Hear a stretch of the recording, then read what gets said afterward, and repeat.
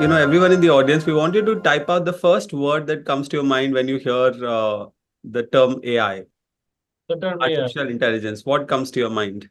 Humans come to my mind because humans that we are trying to copy in AI. It's human intelligence that we are trying to simulate using machines. And we know, so there's a big debate going on these days. Can AI actually supersede human intelligence or not? And this big debate, I'm on the side of no. I don't think AI can supersede human intelligence across the spectrum. It has already superseded human intelligence for particular tasks because we cannot store all the information out there in the world, for example. We cannot do all the tasks repetitively again and again with the same amount of accuracy. We need to take rest. We get tired. We need food. We need energy. But across the spectrum, the kind of things we perform, I can walk, I can talk, I can understand, I can give this webinar, I can go ahead and play cricket. Everything, while understanding language, talking to people, conversing with people, looking at their facial expressions and understanding if they're happy, they are sad. I don't think across the spectrum, just one AI, just one agent or system can do all of that. So that's why as soon as I hear AI, I'm like human. And look at what people are typing. There's coding, there's end of world, there's machine learning, An intelligent robots. machine, chatbot coding, So efficient machine learning, robots. Wow, there are students here are already far ahead of where I was in my school. somebody's typing Terminator. Yeah, that's a good one. Yes. No, great. This sounds like a very, very interesting conversation. So let me just begin. Hello, everyone. Again, a very warm welcome. I'm Vikram. I'm part of the Office of Outreach at Plaksha University. And I'm so glad that we are doing this today. For all of you who are attending a Plaksha webinar for the first time, Plaksha is a technology and research-based university. We are located in Chandigarh. The model of Plaksha, it's a private university, but it's based on the model of collective philanthropy. The vision of the university is to create graduates, technologists, tech leaders who can solve and think about some of the biggest problems of the world. So that's who we are, and this session, of course, is not about Plaksha. It's about the future of engineering and the future of AI. And we have a very young, dynamic professor from Plaksha who's in his short tenure of being in the industry, being so young, has done so many things. So I'm so happy, and thank you, Siddharth, for being a part of this webinar. Let me quickly introduce Professor Siddharth. So he's an assistant professor with a PhD from the University of California, San Diego. His areas of expertise are effective computing, computational neuroscience. In the past, he has been associated as a research intern at Samsung Research, also as a research intern at Meta Reality, which is the Facebook. He was also at human-centered machine learning researcher in Microsoft in the US, and also a senior human factors researcher at Microsoft in the US. So thank you, Siddharth, and over to you. I think for all the audience, the flow of the webinar is that we want Siddharth to sort of really cover this topic of what does future of engineering holds. For a country like India, which creates lakhs of engineers every year. We have reports from NASSCOM that comes out and says 80% engineers in India are unemployable. The same report says that barely 1.5% engineers in India understand emerging technologies. So Siddharth, tell us, about what's happening and what should high school students from grade 11th and 12th, teachers, parents who are attending this webinar, how should they think about this term engineering? And then post that half an hour, we'll take questions. So if the audience have questions in mind, please use the Q&A box to type in your questions. Thanks, Siddharth. Over to you. Thanks. Thank you. Thank you, Vikram. So yes, as you correctly mentioned, right now, we have lakhs of engineers graduating every single year in India, and there are just not enough opportunities for all of them. And the reason is twofold. One, of course, there's a big employment side to it, which is how much the employment sector can take every single year. But the other big side, which often gets ignored, is this problem between your education and your skill. You might be highly educated, but at the same time, you might not be highly skilled. So the industry, especially the high paying jobs, those look for graduates who are not just have a fancy degree from a place, but they can actually get the work done, to put it straight. So that kind of gap that we have right now in India is absolutely huge. The reason being a lot of engineering universities in India, especially in a bunch of different tier two, tier three cities, they churn out graduates without upskilling them. So that's exactly the problem. And the problem has, in many ways, been created because these new age universities and also the old university system that we have in engineering, such as the IITs and all, they have failed to appreciate how engineering has changed through the ages. And what we need to do now in 21st century, as we are living in 2024, in fact, to change that ecosystem. Because even if you just look at 21st century, 20 years ago from now, when 21st century started, people would have thought it to be crazy just putting something of a device in your in your ears and walking down. People would have thought, what is this? Now we just walk around with these devices all the time. We would not have thought that where this internet would take us. Nobody would have imagined something like an Instagram or Reels or TikTok or all these things. Having WhatsApp to just be able to communicate with anywhere in the world, right? With anyone. These things did not exist even at the dawn of the 21st century. So it has all to be taken into account that the technology is so rapidly evolving and changing right now that it has to become a part of the curriculum to upskill our graduates rather than just be taught what was being taught 50 years ago. And so we have to not be bound ourselves by any silos. We have to be open to this changing ecosystem. That's the first part of my talk, engineering through the ages.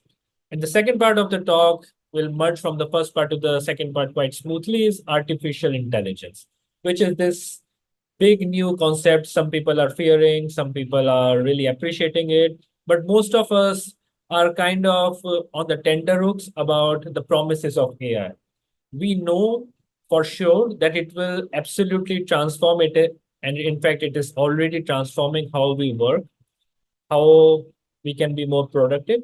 But at the same time, we don't know what the future holds because there's just so much rapid advancement in AI and technology happening everywhere across the world at the same very high pace. So those are the two parts of my talk, engineering through the ages and AI. So let's begin, dive deep into this. Now, science is about knowing, whereas engineering is about doing. That's a famous quote by Henry Petrosky. We all, I hope most of the participants in this talk are students who are interested in pursuing engineering rather than science. The science and engineering, there's a whole dynamic. At some point, engineering started to become distinguishable from science in the past 3 centuries. When that started to happen, this distinction came into being that through science, through scientific studies, through experiments, you know more about the world around us. Whereas engineering is about making some solutions. It's about devising things, it's about building stuff, it's about doing things. So if you're tinkering with stuff, if you're, for example, if your role model is someone like Iron Man from Marvel, then you are more so an engineer rather than you are a scientist. That's what my fascination with engineering. That's how it started when I was in high school.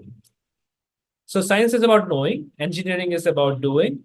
What is the etymology? What is the origin of this term engineer? So in the mid 14th century, it came from this term engineer.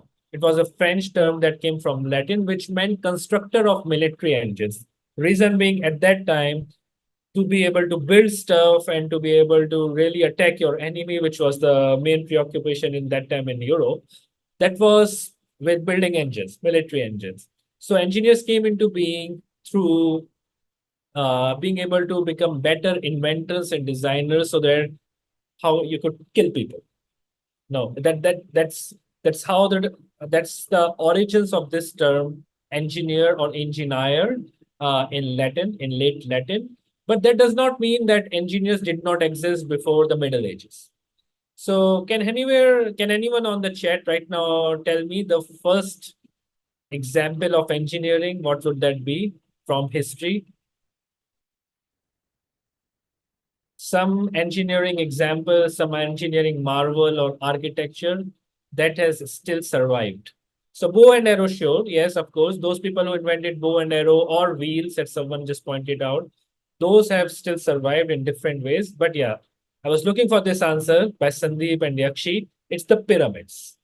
The pyramids of Gaza, those are considered to be the monumental structures that we can say have still survived. It has been more than 5,000 years, and those are the engineering marvels that required lots of effort from thousands of people coming together. So, someone said in the chat right now, you need tools first, I think. Yes, you need tools. But when you are devising tools, when you are inventing tools, when you are making tools, at that point, when you are doing that, it's an effort by a bunch of different people. You need maybe 2 people or 5 people or 10 people to be able to devise new tools. But to make these kind of pyramids, which happened 5,000 years ago and have still survived, that required an effort, an engineering effort by thousands of people coming together at a time. Some Indian temples like Tanjore temple. So I've been to Tanjore temple many times. It's about 1,000, 1,100 years old. It's the Chola dynasty that built the Tanjore temple. Other temples in India, none of them, I mean, of course, there used to be temples 5,000 years ago, but none of them have survived until now. So that's why I took the example of pyramids of Giza, because that's the only one that has survived for 5,000 years. So that's why it is iconic in a way. In fact, it was the earliest recorded engineer, if you go by the surviving monument, which is the Pyramid of Giza, is Imhotep of Egypt, which is the same guy. If you have seen one of those funny slash scary mummy movies, the main guy who is the villain who gets up from the grave and attacks all the humans, the guy's name was Imhotep. So that's the genesis of engineering, in which thousands of people came together to build some monumental architecture, which has still survived the test of time. But engineers do a lot more. In addition to building stuff, they can do a lot more things. So I spot the engineer below. Can you guys comment who among these are engineers? Is Kalpana Chawla an engineer? Yes, no, maybe. Visvesvaraya, of course, Visvesvaraya was an engineer. In fact, the father of engineering in India. Kejriwal is an engineer, yes. Who else? Kalpana Chawla is an engineer. Kriti Sanon is an engineer, yes. Viswarath is also an engineer. Satya Nadella is an engineer, the CEO of Microsoft. Is he? Yes, Kejriwal, yes, okay. Satya Nadella is also an engineer. Raghuram Rajan. Raghuram Rajan, ex-chief economist, ex-governor of RBI. Okay, all of them. Yes, that's the correct answer. All of them are engineers. So there has to be something about engineering, right? That when you become an engineer, so many of them, after doing engineering, they go into this bunch of diverse fields and are still able to ace at them. So there has to be something about engineering, about the mindset of being an engineer that really helps people going and acing in different fields. Can anyone identify what that mindset would be? Please type in the chat. What do you think the mindset is that you get inculcated in engineering? Solver, yes. Innovation, creativity, problem solving, fear of not losing. Fear of not losing. Idea generation. Yep, you're all endurance, you're all pointing to the in the right direction. It is problem solving in a way. It is to be able to figure out how you can learn knowledge from one domain and apply it to problems in a different domain. That's exactly what a good engineer does. Even if you are a good civil engineer, you can figure out the parallels between civil engineering and mechanical engineering so that you can apply the concepts from civil engineering and solve them some problems in mechanical engineering. So let me now point out to you the timeline of modern engineering education, how it has been until the 1990s. So it all started about more than 3 centuries back in 1702, where earliest formal engineering education started in Germany. That was the first time engineering started to become different from sciences or other branches of knowledge, almost 3 centuries ago. Then the Equal Polytechnic was set up in 1794. But the biggest impetus to engineering in the last century was after the Second World War. Because during the time of Second World War, you needed your army to be better equipped. You needed them to go and fight in different places. So you needed a lot of innovation in different things, whether it be warfare, whether it be medicine, whether it be different things related to biological systems that you would be using to help the handicapped people. So a lot of impetus to engineering happened in the last century. And then engineering towards the 1990s, if you look towards the right side of the picture, became about the CDIO, conceive, design, implement, operate approach. So it became very hands-on, that you start to learn engineering by trying to do things hands-on, not just by putting things in a computer, not just by writing about them, not just by documentation, but you start building things, you start working on projects, and that's what engineering became by the end of the last century. But things have changed. From 20th century to 21st century, things have changed because the skills that we require in 21st century to be a successful engineer are quite different than what we required just in the last century. So if you look at this table here, in the 20th century, you had a narrow domain of expertise of skill. So you followed a pipeline mindset. For example, in engineering colleges in the 20th century, you were either supposed to get a degree in mechanical engineering or civil engineering or computer science or electrical engineering. And each of the engineers graduating from one of these programs, they did not know what the other guy was doing. They had to go and study all of that.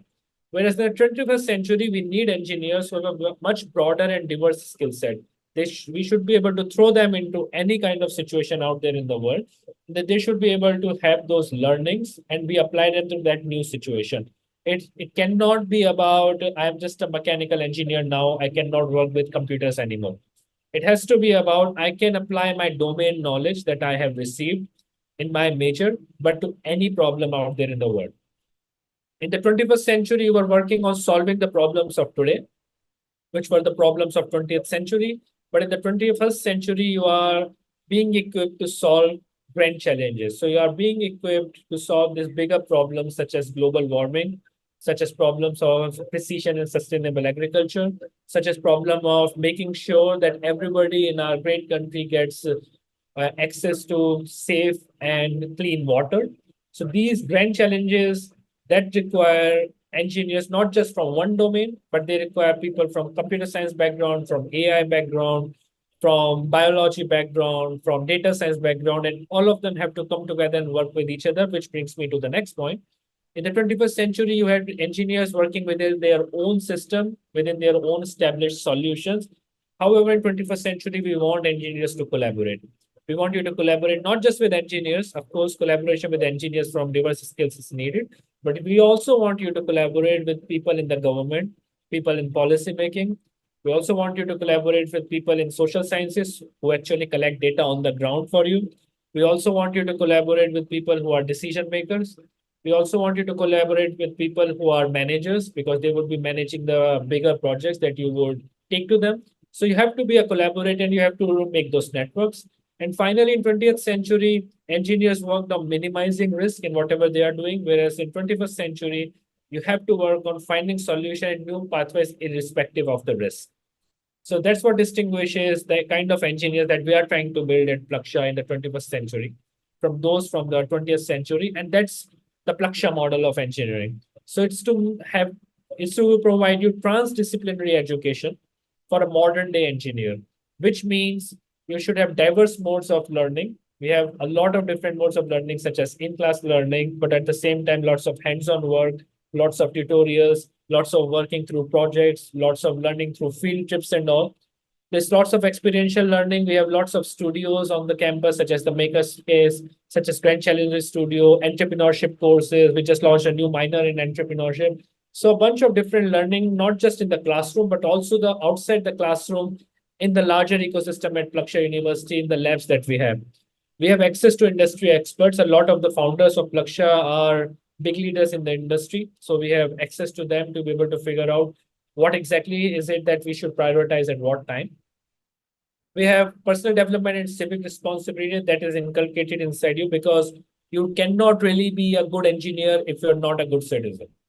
You can only be a good engineer if you appreciate the problems that are there across the board in India, across the world. So you have to be a good Indian citizen, a good world citizen, then only you can be a good engineer. Else you will just create a silo around you, disconnected from the problems out there in the world.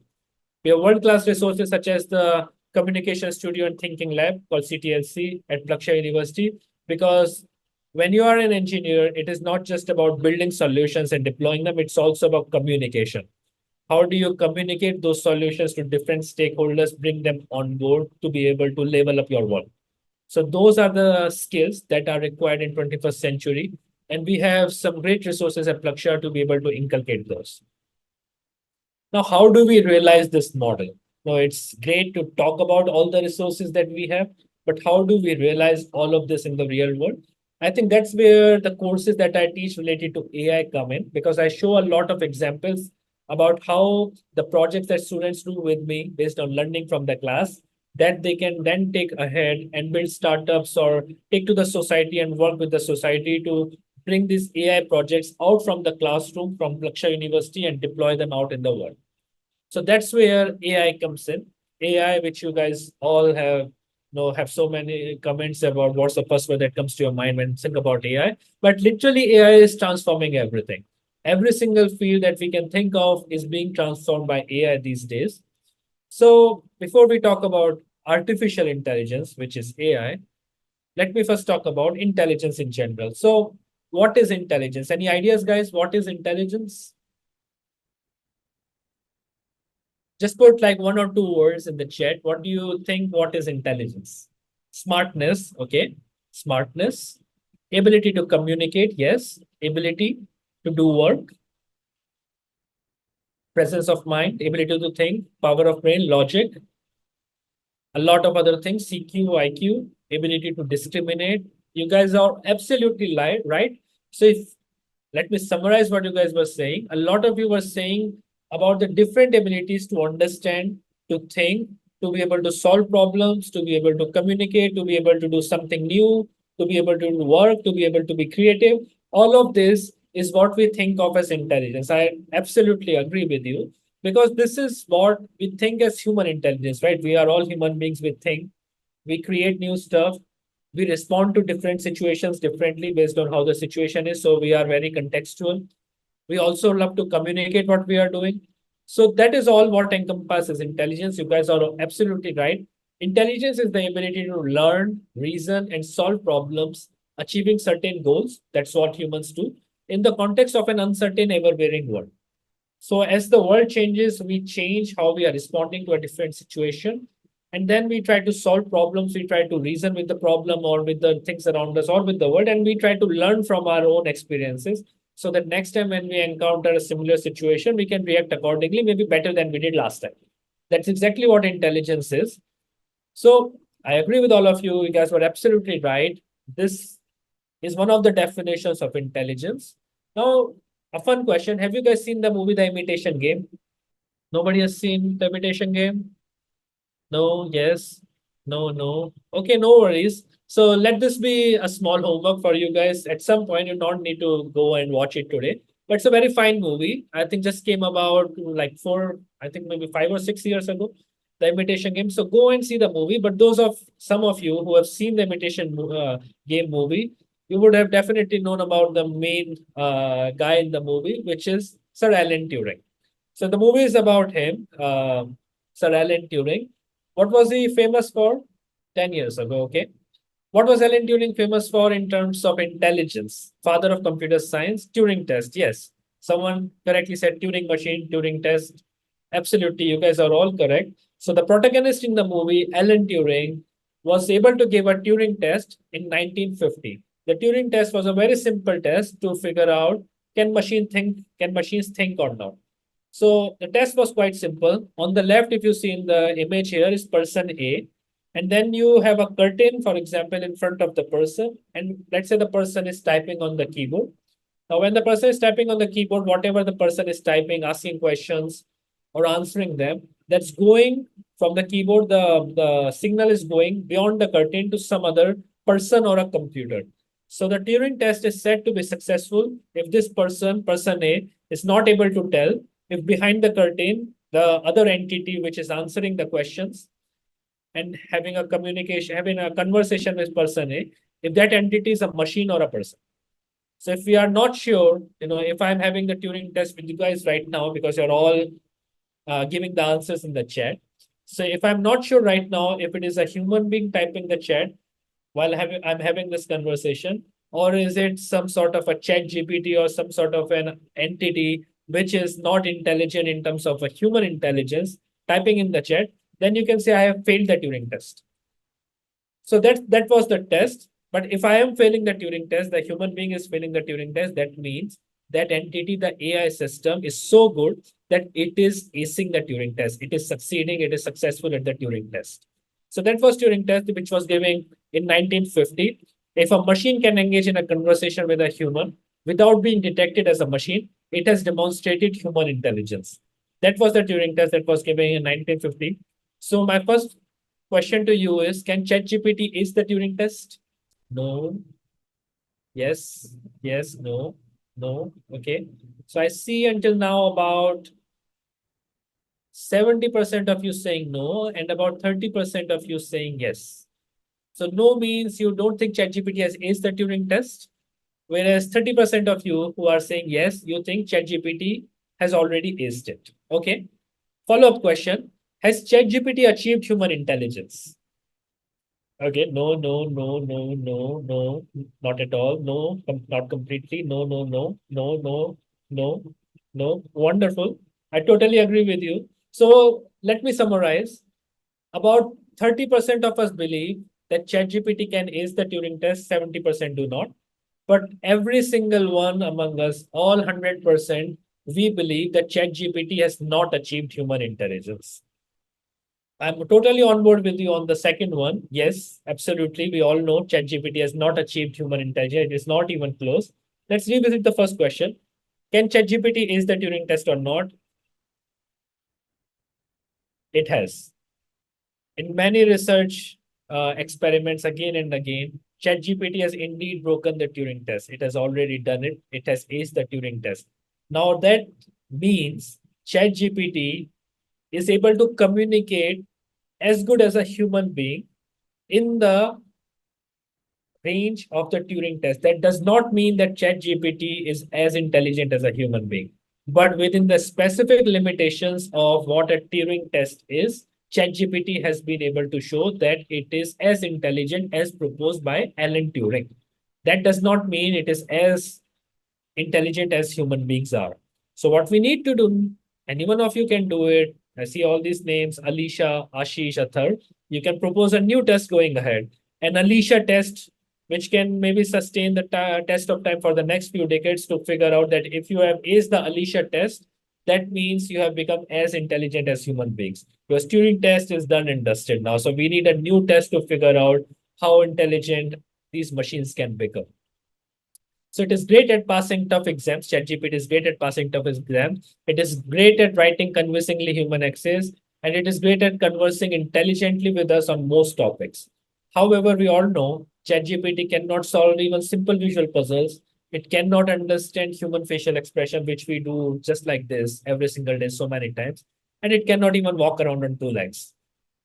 So that's the need to ponder what is AI, because we all agree that ChatGPT is some form of AI, but it is not that intelligent as we want it to become, to be able to truly become artificial intelligent as good as human intelligence. Right. So that's where we want to take it this discussion ahead about what is AI, what is artificial intelligence. So we all just discussed what is intelligent. It was about figuring out the problem solving, about adapting to new situations, and about reasoning. Now we are attaching a new word next to intelligence, the word artificial. Any ideas in just one or two or three words? What is AI? What is artificial intelligence? Humans like chatbot. Okay. Imitation of intelligence. Yes. What is artificial doing here? What is the word artificial doing? A thing not thought of by a human being, human made fake intelligence, talking human language, machines trying to imitate human intelligence. Yes, that's exactly what I was looking for. Machines trying to imitate human intelligence, because that's what we mean by the word artificial. So, AI or artificial intelligence is the simulation, which is an artificial process, a simulation of human intelligence processes by machines. So how can we use machines and simulate on them some artificial processes so that they can become more intelligent, at some point probably as intelligent as human beings are? AI has many, many applications. In fact, there's no field out there right now that AI has not completely transformed or is not transforming. You talk about astronomy, you talk about healthcare, you talk about transport, agriculture, education, e-commerce, robotics, automotive, data security, finance, gaming, you name it. Every single field out there has been transformed by AI right now or is undergoing the transformation right now. And AI is not something that just came about in last 1 or 2 years. The origins of AI actually lie, of course, in the Turing test in the 1950. But for a lot of time after that, the innovation in AI was quite slow. As you can see here in the graph, there was something called the AI winter, which lasted for almost 3 decades, from mid 60s to mid 90s. It is called AI winter because for those 3 decades, almost no big progress in AI happened. And then suddenly it all started to change at the dawn of the new century. Can anyone guess why? What happened suddenly at the dawn of the new century that AI suddenly started to get a lot more powerful than it was until 1990s? Internet, no, internet was did not factor in, not Microsoft, not Cold War, not the demand, not Java, not Y2K problem. None of these contributed. No, not human experiment, not COVID. COVID is quite recent. Not IBM Blue. There has to be something that changed, right? Not competition, not the moon shots, not X, not computation. Yes, the computational abilities. What happened at the dawn of the new century is we got something called GPUs, graphical processing units. Before that, we have always had from 1960s microprocessors. We still use microprocessors like from Intel and all. But this new technology called GPUs, graphical processing units, we were able to crunch a lot of data very fast. And as soon as that capability came into picture, we got to understand a lot more complex patterns from the data. And this really helped us figure out how can we leverage the power of data to be able to build newer and better and more intelligent systems. For example, to be able to play chess better than human beings. For example, to Alexa or Siri or Hey Google, all of these things came into being because by being able to figure out all of the data that is out there from human beings, all of the data that is there from different images, from audio, from video, suddenly with GPUs, you got the power, you got the capability to be able to crunch all those numbers. The computational ability became very high. So that's what started this big boom. And these days, AI has transformed slowly into a lot of machine learning and deep learning. These days, the forefront of AI are algorithms that are called deep learning algorithms, which are a subset of algorithms called the machine learning algorithms, which are a subset of the larger AI umbrella of algorithms. So someone asked in the chat, machine learning is actually a subset of AI. There are many other AI algorithms that are outside of machine learning domain. However, machine learning algorithms have proved to be the most successful algorithms. So these days, those are the most used algorithms. And if you have a lot of data, then you go into deep learning because to be able to really get deep patterns from the data, you need the data to be too much. You cannot get patterns from the data if you have data from only 5 people, 10 people, 100 people. These corporations like Facebook, Google, and all, they have data from millions of people. So when you have so much data, then you can find patterns that is not possible to find just from a few people data.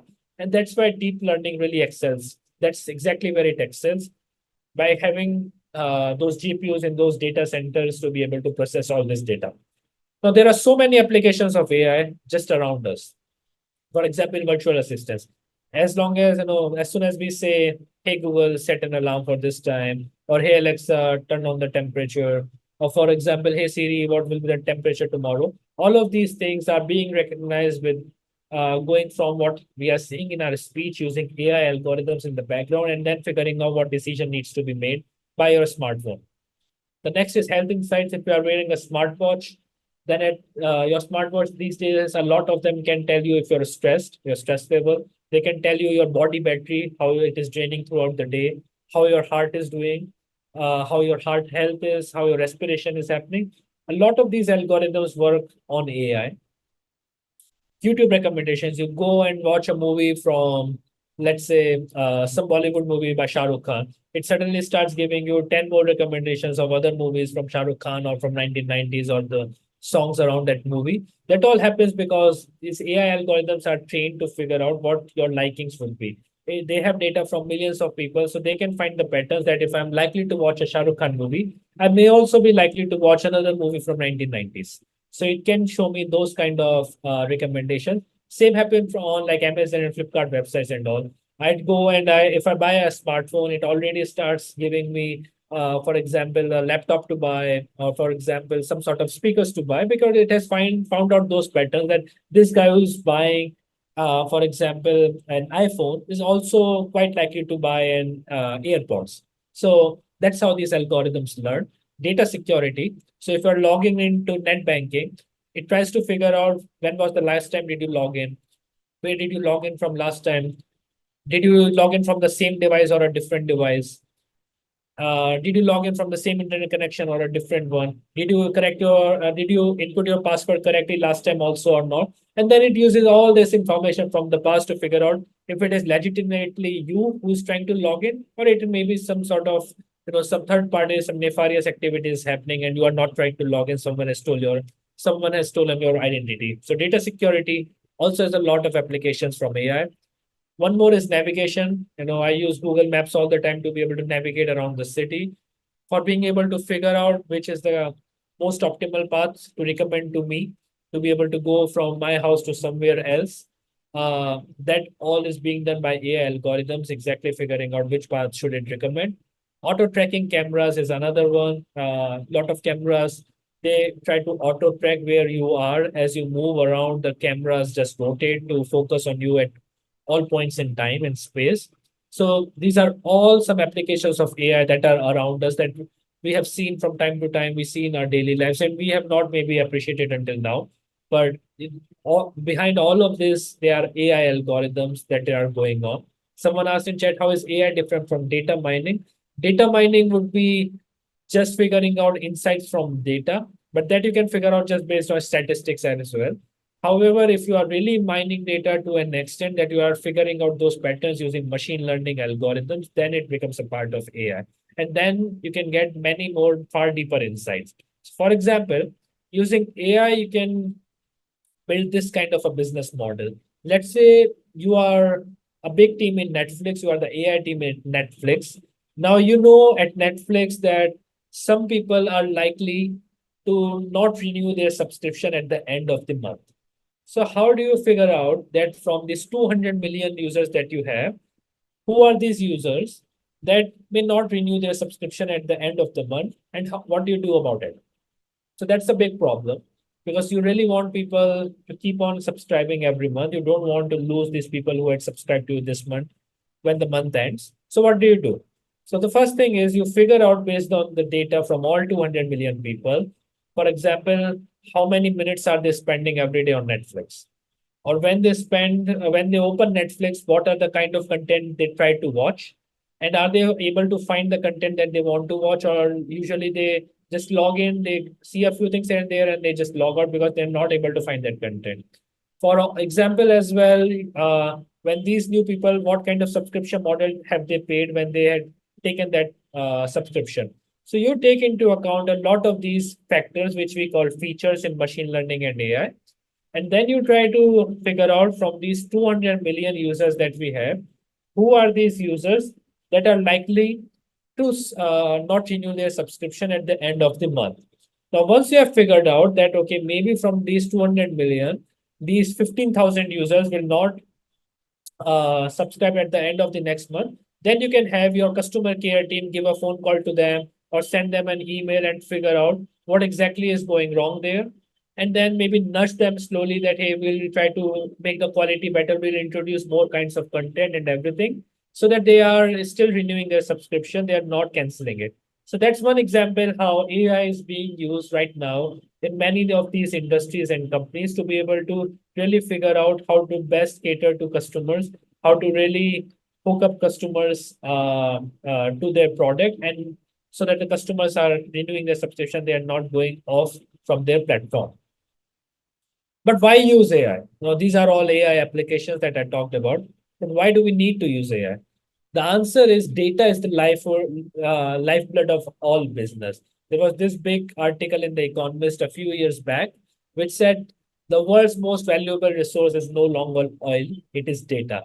If you have data, then you can control a lot. Data is the new oil, it is the new gold.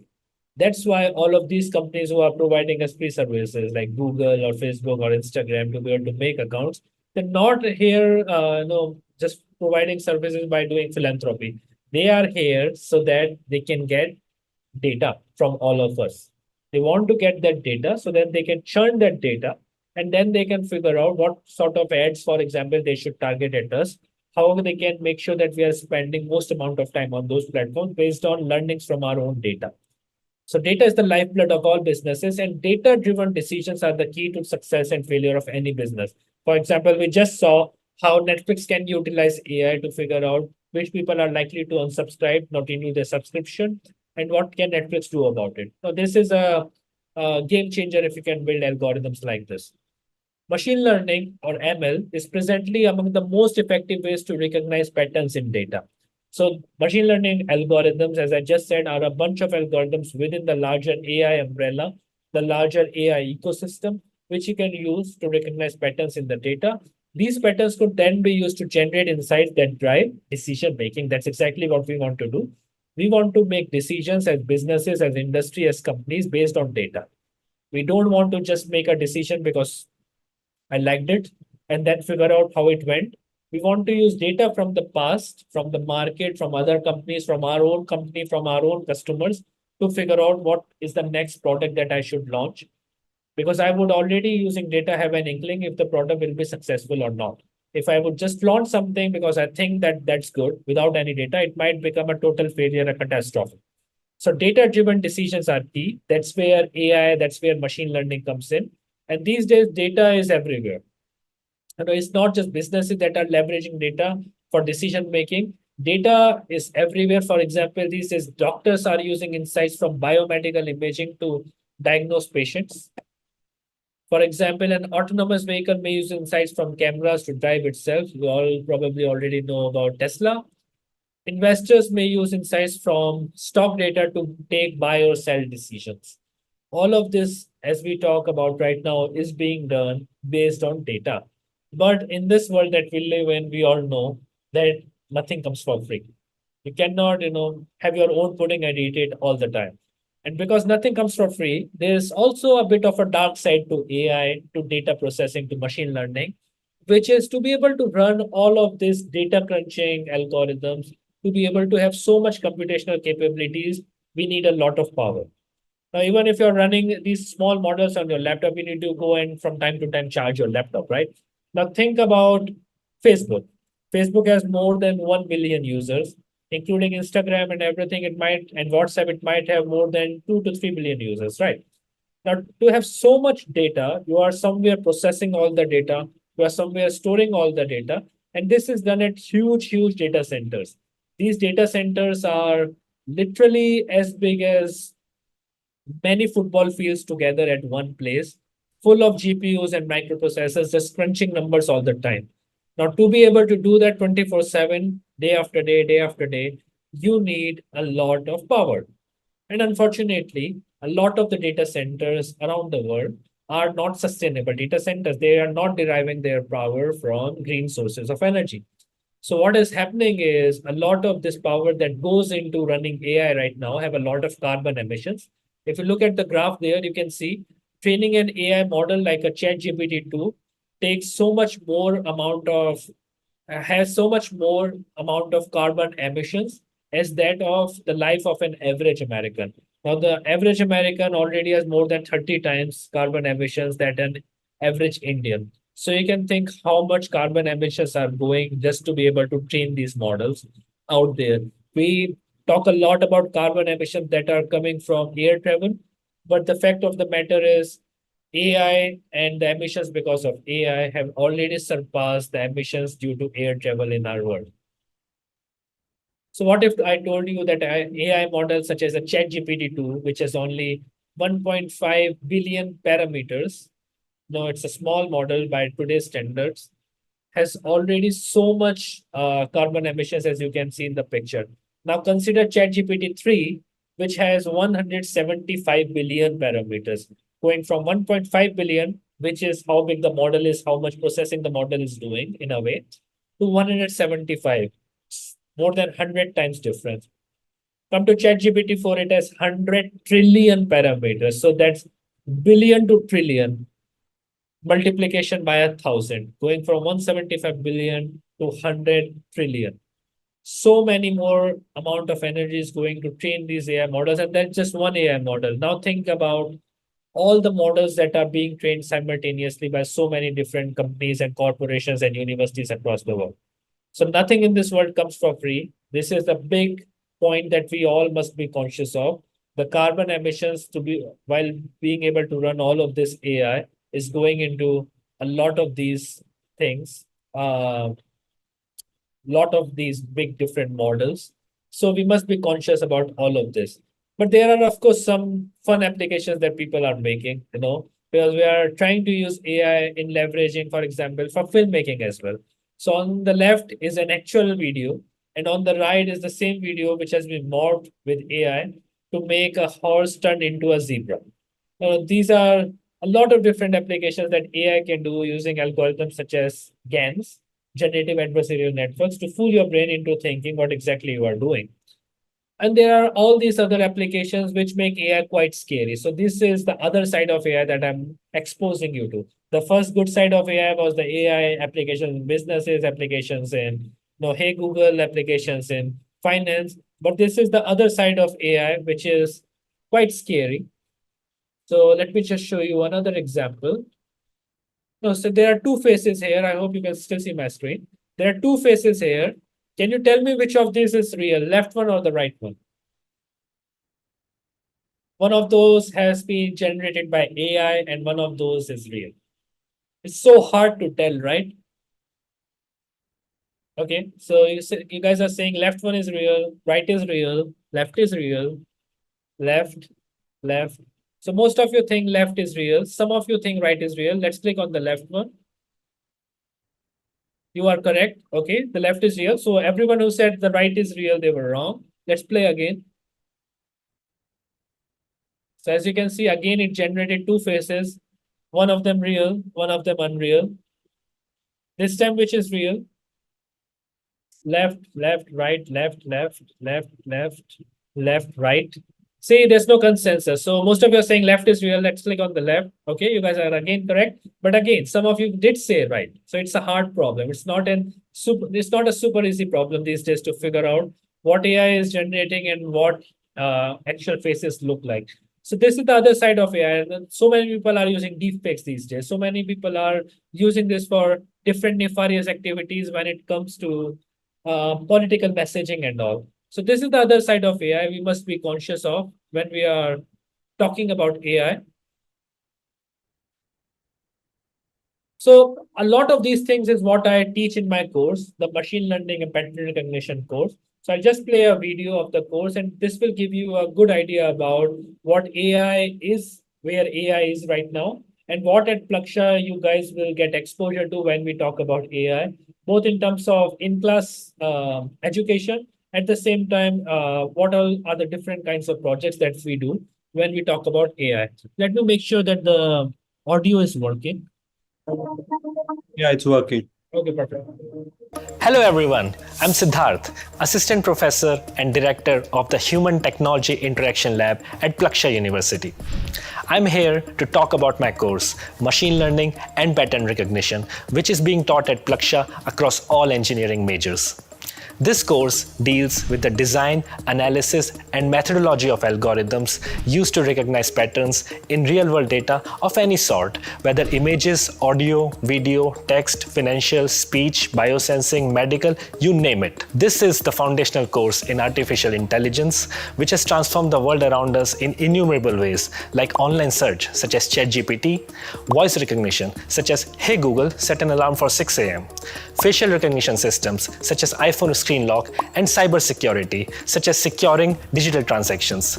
Today, machine learning is perhaps the most vibrant area of engineering research and is witnessing the most lucrative careers due to a sheer number of applications. It is the one research area that has truly become transdisciplinary because of its applications in many branches of knowledge, from physics to psychology, medicine to meteorology, politics to philosophy. Now, one may naturally ask that today machine learning is taught in engineering institutes across the world. So what are we doing differently here at Plaksha? The answer is threefold. First, in addition to the lectures, each class also has a real-time, real-world demo component to illustrate the topic taught in a lecture. These demos are inspired by diverse fields like robotics, natural language processing, cell biology, and behavioral economics, with applications not only in traditional machine learning areas such as customer segmentation, recommender systems, and image classification, but also examples inspired by what we Indians are passionate about, such as Bollywood, cricket, and the Indian democracy. Second, this course is closely aligned with the requirements of industry through discussions on topics and real-world demos around concepts like responsible AI, fairness, inclusion, and ethics in machine learning, challenges of applying machine learning on real-world data, and how to utilize advanced concepts like semi-supervised learning and transfer learning in industry. Finally, the course also has a project-based learning component where student groups take up projects to solve real-world problems that they face in their lives and are evaluated not only on the methodology but also the deployability of their solutions. This experiential learning component is crucial to gaining hands-on experience in the field and understanding the niches of data collection, identifying biases and pre-processing the data, optimizing the machine learning models, and evaluating their performance on a bunch of diverse metrics. I'm very excited to share the updates about the course on our official course website ai3011.plaksha.edu.in, which you can check out to read about the topics covered in the weekly lectures and labs, the recommended reading resources, and to stay tuned for updates about the terrific projects that students are working on. Please reach out to me for any questions. Thank you and happy learning. So you guys can go to this website ai3011.plaksha.edu.in at any point, and you'll see a lot of different projects that students have been working with me over the past 1 year in the class. So these are all projects in the class that students have been working. And now finally, I will just, this is my last slide. I would like to talk about my lab, what I do as a researcher. So this is the lab that I lead. It's called the Human Technology Interaction Lab. So what I try to do with my collaborators in the lab is, how do you measure different things related to human beings? For example, you put sensors on the human beings to measure your brain waves, to measure your heart rate, to measure the variability in your heart rate, the changes, to measure your facial expressions, see how your facial expressions are changing, to figure out, for example, are you stressed? Are you happy? What are you feeling safe right now? And then maybe if you're stressed, for example, then use that to be able to give some intervention. For example, just ask you to calm down, just relax, have a coffee or something, because these kind of interventions can really help you increase your productivity, increase your creativity, increase your safety. So those are the kind of things that I do.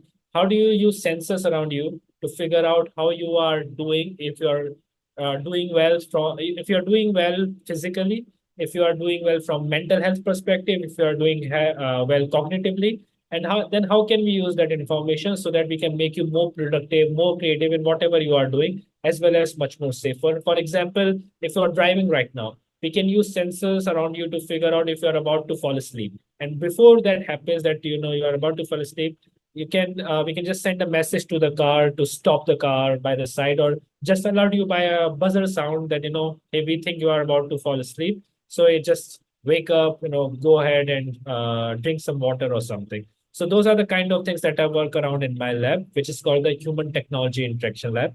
So for any questions, please contact Plaksha, and I think you already have Vikram's information. Hope you enjoyed the session and looking forward to some questions. Thanks. Thank you so much, Siddharth. That was wonderful. I never blinked for the last 1 hour, and so did, I think, the 100 odd participants that are on there on the webinar. So thank you. And you sort of made it really simple for us to understand what is AI, what is ML, what is deep learning. Sort of gave us examples to think in different perspectives. So I think that was great. And I would invite now students to put their questions in the chat. Sorry, not in the chat, but in the Q&A box. You can also raise your hand, students, to ask questions. We'll allow you to speak, make you a presenter, and you can ask questions. But I have a question first for Siddharth. So, Siddharth, generally when kids come to us, in India, the engineering mindset is, most kids actually don't really care about what they are good at or what they want to do or their passion is about. I think the mindset is to just randomly prepare for JE and give this competitive exam, get a rank, and based on that rank everybody's first choice obviously is computer science. Then it's such a very archaic way of thinking about engineering, and now you bring in this element of AI and emerging tech. So, how should students think about what to study in their undergraduate program? I mean, what really is different between, say, a CSE that is taught in, say, one of the public institutions in India versus some of the bigger universities outside? Mostly, universities teach emerging tech at the postgrad level. So, what are your thoughts on how should students think about this decision? I think there are two things here. I think university education at undergraduate level is meant for you to explore. It's meant for you to figure out what exactly do you want to do. And that's why if you go to the US universities, you can change your major even after 2 years. You can go and you can go as an English major and you can come out as a history major, or you can go as a major in electrical engineering, and you might come out as some sort of a finance guy or something. So undergraduate curriculum and the undergraduate program, it should be structured in a way that it gives you a lot of freedom to figure out what you want to do. And you rightly said, most people in India, unfortunately, most students, they are just geared towards that one number, which is the number of on the CTC, the package number, how much you will get. And that's where I think the problem is. Most students just want to go into the computer science domain because they are like, we will understand how to code and we'll be in one of those big companies and we'll get a good package. What they don't understand is that learning is something that happens lifelong. So even if you have reached there, it's not about reaching there, it's about where do you go from there. And those are some of the skills that you crucially build in your undergraduate curriculum only. So at Plaksha, what we do is just like the United States, we don't bring you in with a particular major. If you go to any university in India, whether private or IITs, you go in knowing that I'll be in CS major or IT major or mechanical engineering major or whatever. At Plaksha, we don't do that. We just get you in and we give you 1.5 years. We give you 3 semesters to figure out by taking all kinds of courses, and we make you go through all kinds of courses to figure out which major do you want to graduate in later. And we expose you not just to AI, but we also expose you how can you use AI in biology? How can you use AI in finance and business? We also expose you to concepts in robotics, in automation. We also expose you to a lot of different concepts, for example, in economics. And economics, I mean, again, as I said, no field is there which has not been pervaded by AI. So in that context, we give you a lot of freedom in the first 1.5 years to just try a bunch of different things and then figure out whichever major you want to do, because we really want you to work passionately towards your major. We don't want you to just go into a program to get a job. It's not about getting a job. If you are becoming an engineer, you better become an engineer to solve the problems out there in the world. And you figure out whatever problem you want to solve and you're passionate about it, and we'll enable them.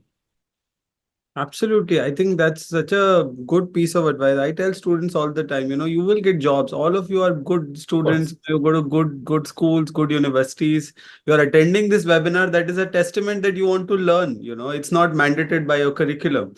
So you will do well. I think earning is not the question. I think doing good work will eventually get you a lot of money if you do well. But thank you. The other question really, Siddharth, I was wanting to ask when you were talking about data, is Plaksha also has this program called Data Science, Economics and Business. How is that really different from the CSAI major? Because there are also cross-listed courses. Right. Things like the course that you teach, data recognition, pattern recognition, is something that is taught across disciplines. So how should then students think about these This distinctive is majors? a very unique program, Data Science, Economics, and Business. This major allows you to apply concepts from data science. Now, what is data science? Data science is basically some AI, some machine learning, some statistics all together in one. It's a broad umbrella, broader than AI. And how do you apply these concepts from data science to applications in economics and business? So if you go and get a major in economics, let's say from Delhi University, you are not taught a lot of tools from data science. You have to learn them. So how to model data? Now, if you're modeling data, you would need experience from AI. You would also need experience from coding, from programming. Because to be able to model those data points, even in economics, let's say you are an advisor to the finance ministry. Now, you have data from all around India for census, you have data for household income, you have data for expenditure of different families. And based on that, you want to give recommendations to the minister about what should be the new policy that we should launch next year so that people can get access to better food, they can get access to better healthcare based on their expenditure, based on the income distribution, the census and all. This is a lot of data. So data science give you those tools to be able to process this data. Economics gives you the fundamental policy backing to be able to put that across to policy analysts and to be able to figure out what factors should you look at using data science. And then you can also use data science just like economics to apply in business. So if you are starting a new company, there are two ways to go about it. The first way to go about it is just launch a product and figure out if there's interest for that product or not. The second way to go about it is build a small demo, then go ahead and do a customer survey. Now, when you'll do the customer survey from the business side perspective, you'll have to figure out what to ask potential customers, how do you evaluate their answers, and if there's a lot of data, how do you make sense of that data using tools from data science to figure out what exactly is it that your customers may want in the future. So that is where the use of data science comes in economics and business, whereas computer science and AI goes far more deeper into the basic algorithms and fundamentals of computer science and AI. However, there would be many open electives courses that students from either stream or both streams can take. So, for example, there's like a course this time on game theory. Now, game theory is loosely connected to CSAI, more connected to economics, but there are so many students in CSAI taking that course. I am teaching a course right now called Human Technology Interaction, which is also the name of the lab I showed. And that is being taken by students across both CSAI as well as Data Science, Economics, and Business program. So you can, again, we give you a lot of freedom. If you are getting the major as Data Science, Economics, and Business, for every 10 students who take the data science, economics, and business major, they can find 10 different paths and still graduate with the same major because you can choose which courses or electives do you want to take along the way. There's a lot of flexibility within designing. So each student can sort of design their own program. Absolutely. There is a core part of it, about 40% of it is a core part, which you cannot change at all. Then there's a program elective part where you have some amount of independence to change from some courses. So there's like a bucket of courses. Let's say there are 20 courses and you can take any 16 from those 20. And then the remaining 30% you can just curate any way you want. So if you are very interested in humanities, you may as well go and take a course on humanities. Or if you are interested in, let's say, quantum computing, you go and take a course in quantum computing. You're just free. So there's a lot of freedom that we give you after giving you the basic tools, after giving you that core curriculum for your major. Yeah, and just generally the understanding also is that because the courses sound so new, they are so futuristic, they don't resemble to what are the nomenclatures that are generally followed.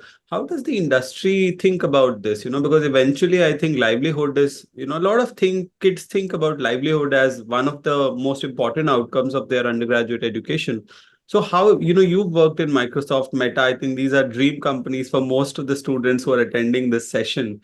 So tell us about your experience of what do they really look for in candidates and will they accept something like this? Absolutely, they will accept. The reason being simple, all industry these days, they want candidates to be transdisciplinary. They don't want people who can say, I can code, and I can only code. I can do nothing else. These kind of people, these kind of engineers are slowly getting outdated. We want people who can apply their knowledge in a bunch of different fields. So, for example, I used to do a lot of work in computational neuroscience, which is how do you use brain data to figure out something. So when I went to Microsoft, I started to apply that to Microsoft products to be able to make better products. But at the same time, I also from my undergrad knew about computer vision, which is how to use data from the cameras and images and videos. So I started combining the two together there. So Hmm. these kind of things you need. You need a bunch of diverse skills, a transdisciplinary skill set, so that these companies, that's what the companies are looking for. They don't want you to come with saying that all I can do is computer vision, because 3 years ago, ChatGPT changed everything. It's a lot of language now. So you should be able to quickly adapt because your basics should be clear. That you can adapt computer vision to language and probably bring the two together, for example, so that you can do something like video captioning, because that will require both. You Hmm. cannot do video captioning unless you are good at both computer vision as well as language. Hmm. Sure. No, thank you. I'm just taking questions from the chat because I don't see any hand raises. Guys, raise your hands if you want to ask questions live. But let me take a question from Sandeep Ganguly. He says, can you share some examples projects that students are working on in the industry market as a part of Yes, the course? absolutely. I'll just open my course website and you can also look at it at any point.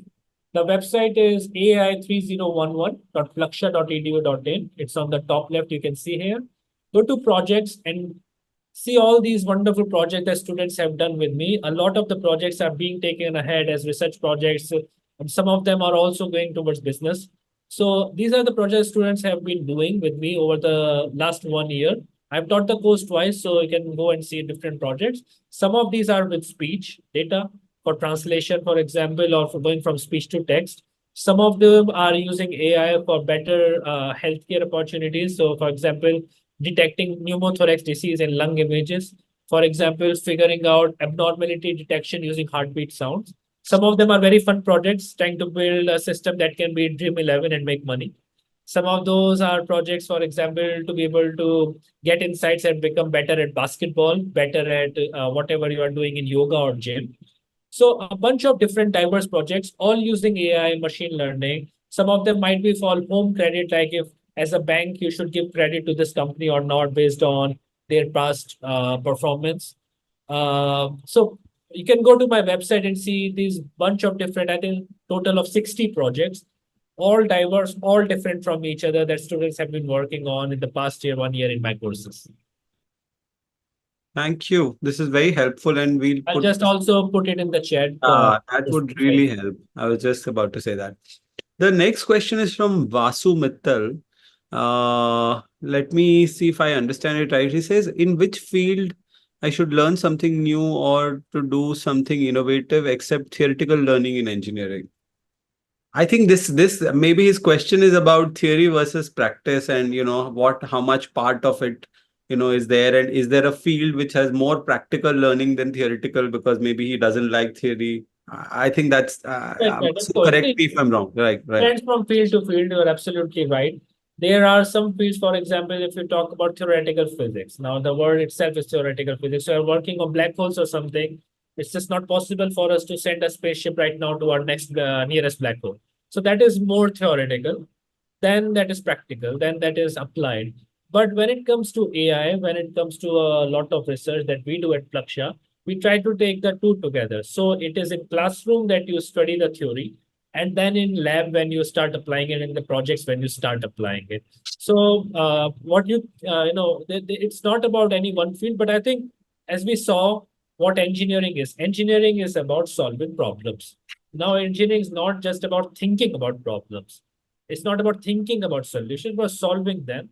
So any field in engineering, you can only solve problems by working on them, but to be able to work on them you need really rigorous theory behind that, and we impart both. Hmm. And Siddharth, also talk about minors. You briefly touched about the minor in entrepreneurship, Right. So but right now we have two minors that are outside of our majors, but we also have minors that are within the majors. For example, you could be a majoring in CSAI, the computer science and AI major that we have, but you are also super interested in economics. So you can also get a minor in economics from the DSCB, the data science economics, a business major. So you can mix and match between the majors and minors like that. But we also have recently launched one minor, and the other minor we are launching in just, I think, 4 months from now. These are two new minors, one in entrepreneurship and one in design.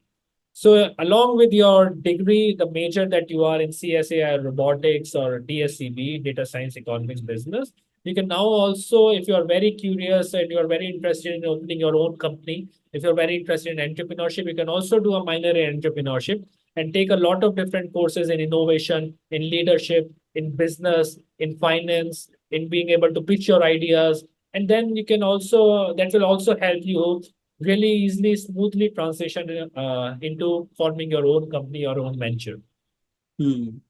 Thank you. Thank you so much. There's a lot of questions on YTS. Siddharth, I'm not sure if you've taught YTS till now. I haven't taught YTS yet, yes. So let me just attempt to answer, and maybe Siddharth, you can add. So YTS is really a summer program that Plaksha offers. This is for students from grade 8th to 12th, sorry, 9th to 12th.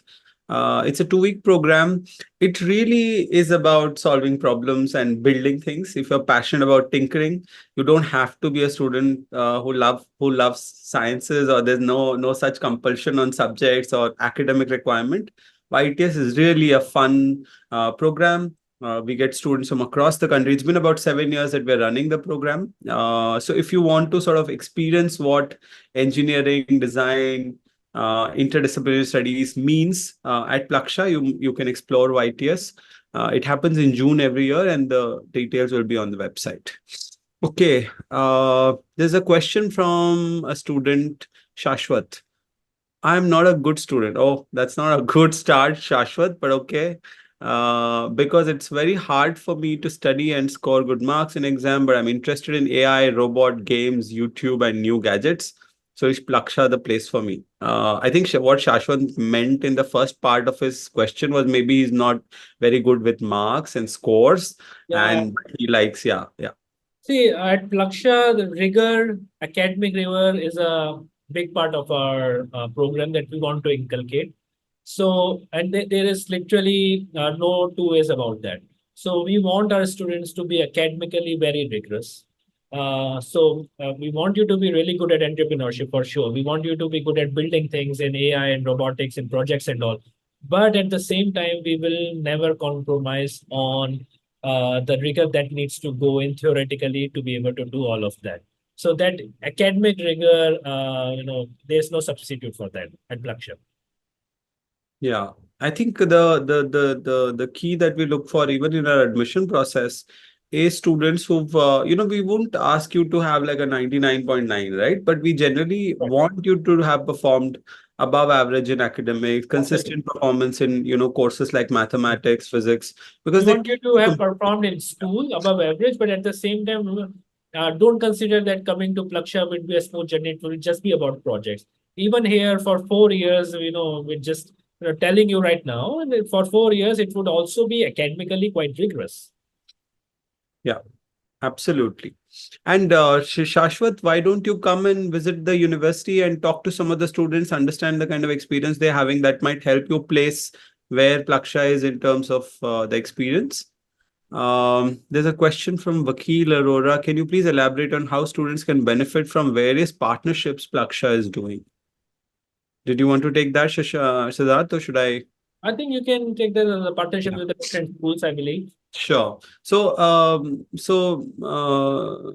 don't know whether it's a parent or a student, but what Plaksha is trying to do, see, the idea of Plaksha started actually in 2015, with a bunch of people coming together to start a new university in India that really is going to radically change engineering, not just for India, but for the world. We went out, it took about 4 or 5 years. We went out to our partners. So initially we partnered with UC Berkeley, with Purdue, with SRI, which is the former Stanford Research Institute, to sort of understand from experts around the world on what should an engineer in the 21st century be like, right? So our partner universities help us in many ways. They help us with curriculum development. They help us with faculty recruitment. Many of them are advisors to, they're part of the academic advisory at Plaksha. So they sit through faculty interviews. Student selection is very hard at Plaksha, but faculty selection is even harder. Everyone who teaches at Plaksha goes through a very rigorous process, so they help us in that. We also have partnerships which enable faculty research collaborations, faculty exchange. There are also MOUs which are for student mobility. Students can access summer programs. They can do research projects. We have, for example, 3 students this semester who are doing a full semester research at Siddharth's alma mater at UCSD. So stuff like that happens. UC Berkeley, for instance, is, I'm told, helping us with the entrepreneurship minor that we are going to launch. They also Already launched. Yeah, is already launched. Already launched here last week. Okay. We in fact have just yesterday, I think, signed with Penn Engineering. So I think the idea is to build capacity in Plaksha. We're not really the kind of university who will be a cheap 2 years in India and then 2 years abroad and get that degree. I don't think that's the objective. Plaksha's vision is to build capacity in India. And all our partner universities help us build a global engineering experience for students. Right. Well, it is Plaksha. I think some anonymous asked, is it Plaksha or Plaksha? So it is Plaksha. It comes from the Plaksh tree, Plaksh ka ped, which in Rigved says the original river Saraswati that we had, the river of knowledge, it originated from under the Plaksh tree. So from Plaksh comes Plaksha. Absolutely. There's a question on admission process. So those of you who are in the grade 12th, like everything else, I think Plaksha has a very holistic selection process. We're looking for students who are, we don't have a cookie cutter approach that everybody takes a test and only the kids who do well in that one test will get admission. We want to look at you as a whole student. There are many kinds of students who come to Plaksha. There is a kid who's just applying abroad and has just an SAT test, but is, in India is only looking at Plaksha. There's a JEE student who's sort of preparing for 5 years and then now looking at Plaksha. There's a student who just prepares for boards. But the commonality among all these students is they are academically, rigorous. They have done well in their, academics, but they also have equally good profile in extracurriculars, co-curriculars. They have built projects. They have passion for technology. I think if there was an underlining word, it was that. They are passionate about technology. And if you get shortlisted after the application, there are a couple of interviews. One of them is a technical interview, just wanting to understand your basic conceptual knowledge of math and physics. And there's one which is a creativity test. So really, I think you would see that the class at Plaksha is very diverse. We have national level sports players, NTSC scholars, head boys, head girls. So leadership is a key part, but like I think Siddharth has also said, it is a rigorous program, and we just want to ensure we admit students who can cope up with the rigor of the program. I hope that answers your question. Okay, let's see if there are anyone wants to raise their hand and ask questions. Okay, there's a question from Dhruv. Maybe this can be the final question because we've already exceeded the time. Yes, skills are important, but what are they?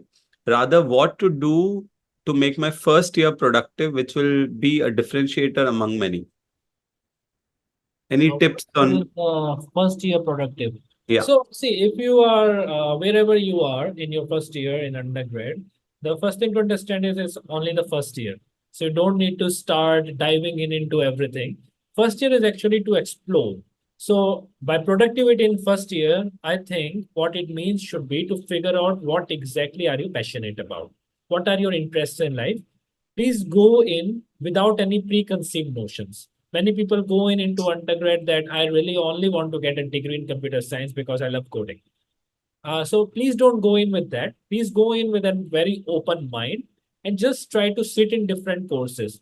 Also sit in the courses for the faculty that you have not interacted with yet. Sit in courses that may not be even on your timetable. Just go and sit in different courses, talk to people, and just figure out what exactly is where your interest lies.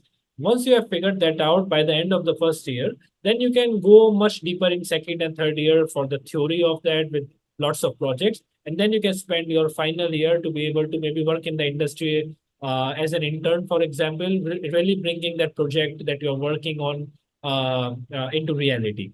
So I think first year by productivity, to make it a differentiator, it would be really nice if you would have differentiated literally from most people if the by the end of the first year you have clarity. Thank you. Thank you so much, Siddharth. What are the programs for class 11th and 12th? Bajrang, we've just explained. There's only one summer program that we offer. It's called Young Technology Scholars. Prashant, you can just quickly put up the link to the YTS program and you can explore it. Thank you so much for everyone for being around. And I'm certain that you've learned a lot. And thank you, Siddharth, for making time. Any parting thoughts, any advice for all our young technology aspirants? For sure. Yeah. Thanks for organizing this. Love the interaction with everyone. My parting thought would just be this one. They see all of you are bright kids. That's why you are here in this webinar right now. All of you are super passionate about technology. Your attendance shows that. The kind of questions that you asked, the responses that I received on my questions, that is all evident. So you have this talent. No, you are really talented folks out there who are passionate about technology. Please think about the bigger problems that technology can solve in your lifetime that you want to work on. You might not be passionate about 10 things, or you can be passionate about 10 things, but figure out what exactly do you want to use technology to solve. Don't just put a number in front of you that I really want to get into engineering because I want that package. No, that would be really limiting. All of you must be thinking that I'm really passionate about this problem and I will solve it in my lifetime. I have so many decades in front of me. So in my lifetime, I will use technology to be able to solve this problem as much as possible. Money will come. If you are doing any kind of groundbreaking work in any field around the world, any sort of engineering field, any kind of technological field, there's no dearth of money. Money will come. Just make sure you are working on something that you really enjoy doing. So figure out that thing. Don't worry about the number. Just really ask yourself again and again, what is it that you want to do using technology? Thank you. Thank you, Siddharth. And have a good evening, everyone. Every second Friday, every alternate Friday, we do these webinars. The next one is on genetic engineering.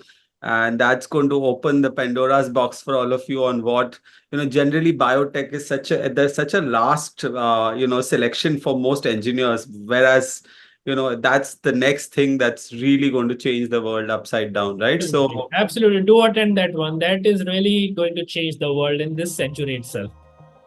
thank you and all the very best. Take care.